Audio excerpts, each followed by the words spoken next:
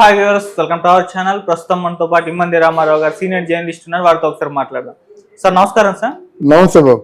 Sir honeymoon లో కూటమి నేతలు అని చెప్పేసి అమర్నాథ్ గారు, గుడివాడ అమర్నాథ్ గారు కామెంట్ చేశారు. సార్ కూటమి నేతలంతా కూడా హనీమూన్ లో ఉన్నారు, వీళ్ళ హనీమూన్ ముగిసిపోగానే మా యాక్షన్ ప్లాన్ మొదలు పెడతామని అంటున్నారు. అంటే ఇప్పుడు కూటమి నేతలను ఒకవైపు వ్యంగ్యంగా మాట్లాడుతూనే తమ యాక్షన్ ప్లాన్ మొదలు పెడతామనంటే ఏవో కొన్ని వ్యూహాలతో అయితే రాబోతున్నారని తెలిసిపోతుంది. అంటే ఏంటి వాళ్ళ ప్లాన్ ఏంటి, ఏ విధంగా రాబోతున్నారు అని చేసిన కామెంట్స్ పైన మీ ఒపీనియన్ ఏంటి సార్? ఇక్కడ గుడివాడ అమర్నాథ్ని పాలక వర్గంలో ఉంటుండగా గేలీ చేశారు కోడిగుడ్డు మంత్రి అని. పోనీ ప్రతిపక్షంలోనైనా కొంచెం ఘాటైనా నీటైన అర్థవంతమైన విమర్శలు చేస్తారు అనుకుంటే ఏ బిగ్ జీరో. హనీమూన్ కూటమి ఏంటండి బాబు? హనీమూన్ కూటమి అంటే ఏంటి? Early days of the parliament అంటే early days of the assembly అని అర్థం. వీళ్ళు అసెంబ్లీలో అడుగు పెట్టేసరికి చుట్టూతా గోతులు, చుట్టూతా కేసులు, ఖజానా ఖాళీ, అవినీతి భాగోతాలు, 26 జిల్లాల్లో వైఎస్ఆర్ పార్టీ కార్యాలయాలు, హంతకులు, దోపిడీదారులు, దాడి చేసిన వాళ్ళు, ఇంతతో ఉండిపోతే దీన్ని హనీమూన్ అని పిలవడానికి నోరు ఎలా వచ్చిందో తెలియదు. అలాగే ఒక పక్క పవన్ కళ్యాణ్ కార్యాచరణలో పడిపోయాడు. జనం అక్కడ ఉప్పాడు వెళ్ళాడు, అక్కడ వాళ్ళని ఈ విధంగా ఆదుకోవాలి, వాళ్ళ తాలూకు గ్రామీణాభివృద్ధి సంబంధితమైనటువంటి శాఖల మీద ఒక రివ్యూ చేశాడు. సంతకం పెట్టిన 2వ రోజు నుంచే రివ్యూ చేయడం మొదలుపెట్టాడు. ఆయన బిజీలో ఆయన ఉన్నాడు. చంద్రబాబు నాయుడు పాపం కలెక్టర్లతో సమీక్షలు చేస్తూనే ఈలోగా సోమవారం పోలవరం ఆయన తాలూకు ఆనవాయితీ తప్పకుండా ఆ పోలవరానికి వెళ్ళాడు. పోలవరం తాలూకు యథార్థ పరిస్థితి తెలుసుకున్నాడు. తెలుగుదేశం పార్టీలో అధికారంలో ఉంటుండగా ఎంత డ్యామేజీ ఏర్పాటు చేశారో పోలవరానికి అవన్నీ శ్వేతపత్రం రిలీజ్ చేస్తున్నాడు. ఇప్పుడు ఎవరు హనీమూన్లో ఉన్నట్టు లెక్క?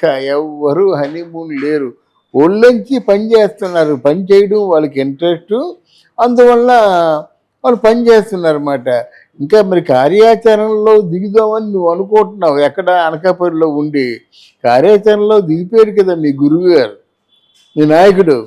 కార్యాచరణలో దిగబట్టే ఒక హంతకుడు, ఒక క్రిమినల్, ఈవీఎంని పగలగొట్టినవాడు, అక్కడ ఎవరి పేరు చెప్తే మాచర్లలో మంచినీళ్ళు తాగరో అటువంటి వాడు ఖైదీ అయితే ఆయన్ని మొట్టమొదటిసారిగా ఆయన ఏదో దేశభక్తులు, దేశానికి కావలసిన వాళ్ళలాగా ఆయన్ని పలకరించడానికి వచ్చారు ఆయన జగన్మోహన్ రెడ్డి.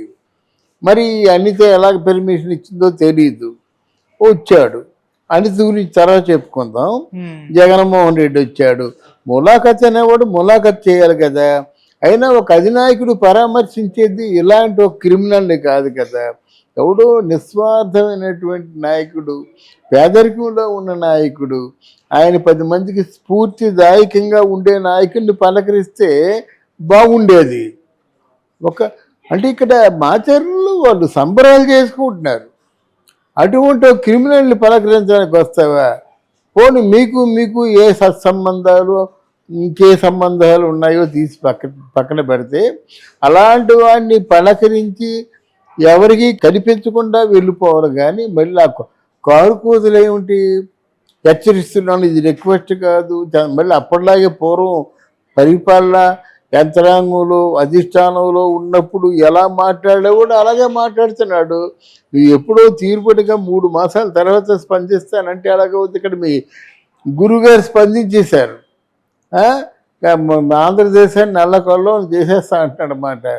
మరి వీళ్ళందరూ అంబటి రాంబాబు, అనిల్ కుమార్ యాదవ్ అందరూ కనబడుతున్నారు అక్కడ. విజయసాయి రెడ్డి సజ్జలు కనబడలేదు, కానీ ఈ గట్టిగా పేలే వాళ్ళందరూ ఉన్నారు.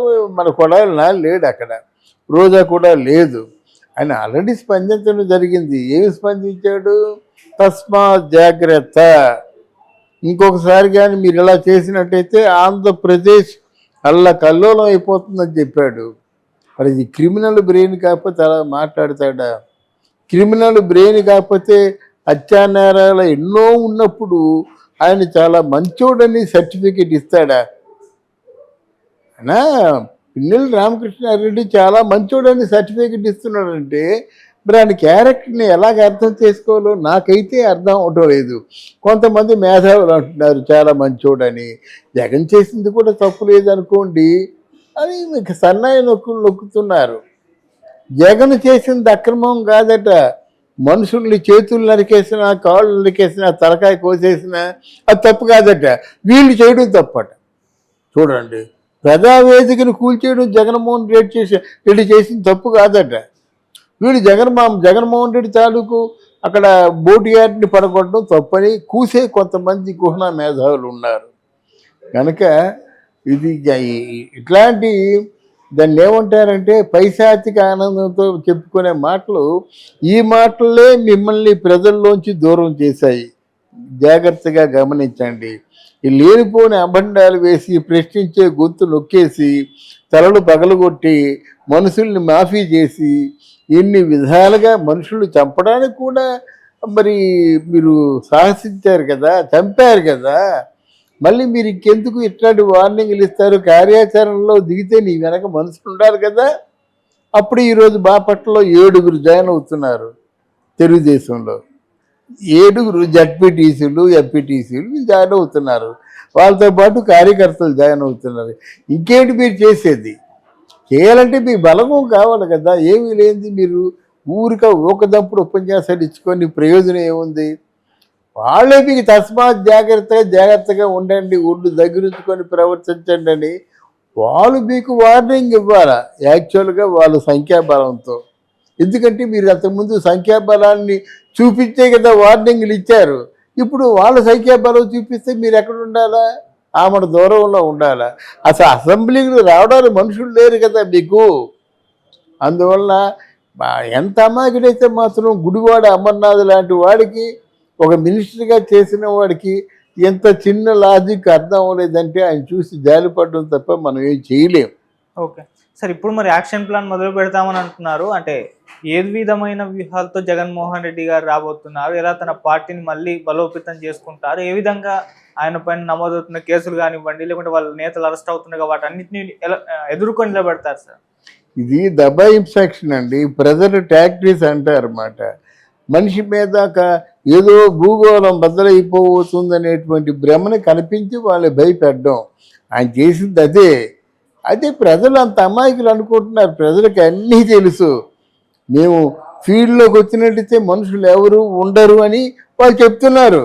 ఎలా ఉండరో చూద్దాం. మరి దేశంలో లా అండ్ ఆర్డర్స్ లేవా? హోము లేదా? ఇక ముందు కాకపోయినట్టయితే మనమే 10 వీడియోలు చేసి పెడతాం అన్నమాట. అందువల్ల అది ప్రజల టాక్టిక్స్. అంటే ప్రజల్ని భయభ్రాంతులు చేస్తే ఓటేయడం మానేస్తారు అనుకున్నాం. ఇప్పుడు ఆ ప్రజల్ని తిట్టడం లేదు. ప్రజలు మంచివాళ్ళేనంట. వీళ్ళు ఏదో మాయ మాటలు చెప్పి వాళ్ళకి మాయ లేనిపోని ఆశలు కల్పించి నేను ఓడిపోయేలా చేశాడు చంద్రబాబు నాయుడు అని అంటున్నాడు ఆయన. Okay sir, thank you so much sir. Thank you అమ్మా.